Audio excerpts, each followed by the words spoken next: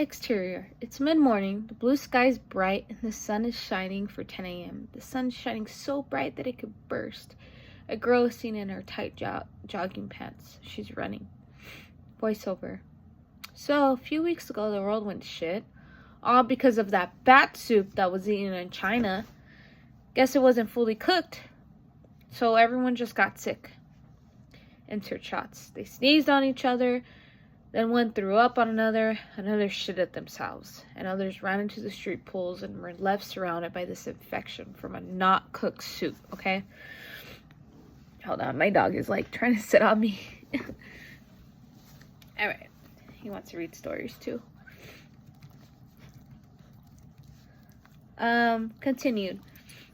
Sounds fishy if you ask me. So here I am, running for my dear life.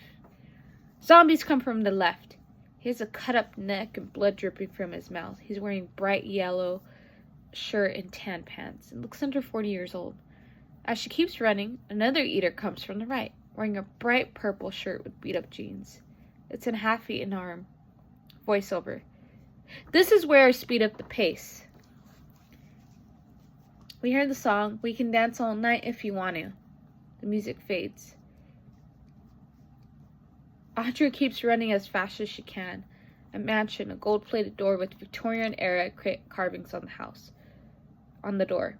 She pushes a button on her keys,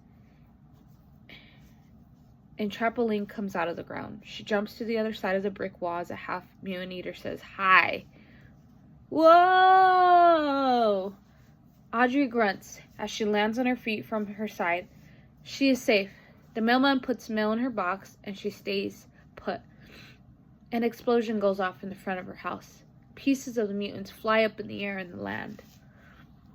The screen title appears, Eaters, directed by Serena Gonzalez. That me. Voiceover. Now, I know what you're thinking. How is this possible? When we think of zombies, we think of Dawn of the Dead or Night of the Living Dead. Here's the thing. John, for instance, he knows his place. He has the option to turn furious, and Cujo, but he chooses to act human and graceful, to continue living. He works and protects other humans at times. Insert shots. Continuing voiceover. He lives life on the edge, but in these times we all do. So you're probably thinking, this girl is a total badass who lives by herself, right? Nope. My brother Philip is out hunting, killing the bad ones. He thinks life will go back to normal if they all die out or the ones who don't want to conform. The bad ones are basically your number one flesh-eating monster, and they hate people. They love warm blood, and they don't remember anything from the past life.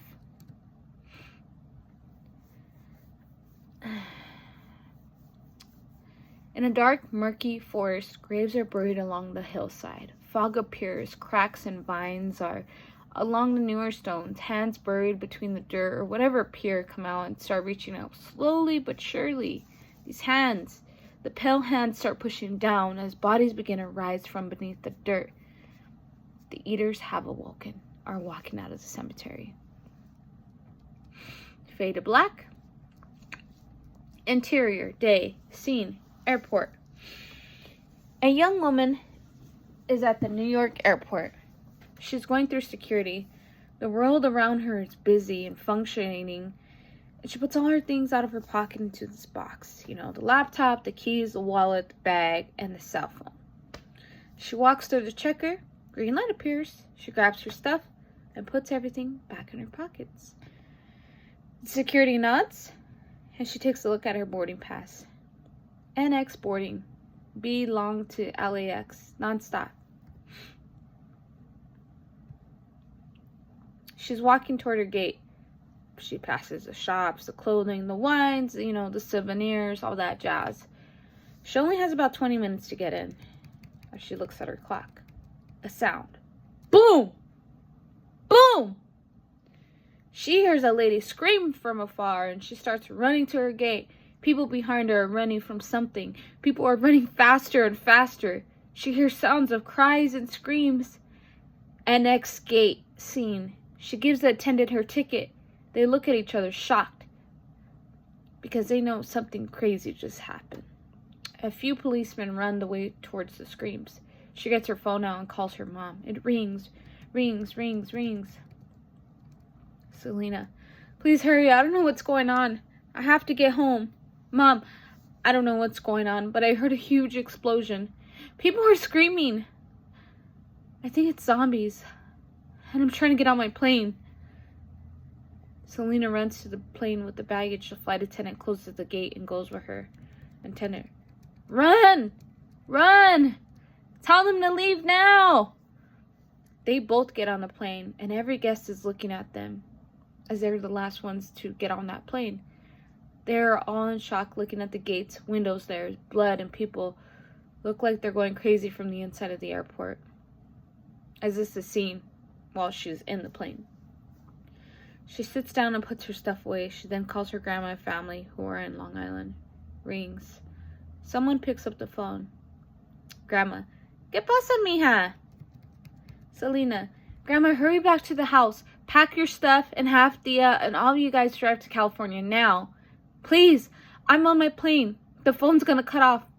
There was people screaming and getting in, like in a scary movie. Grandma, yeah, I don't see nothing. Don't worry, mija. Everything will be okay. You watched movies late last night. You're probably all still scared still. Selena. And that's where I left it. This is the first time in a long time I look back at this story. And there's so much to look at and do. And I am excited. I think I'm going to keep writing it. This was based off COVID. So yeah. I hope you guys have a great week and stay spooky. Bye-bye.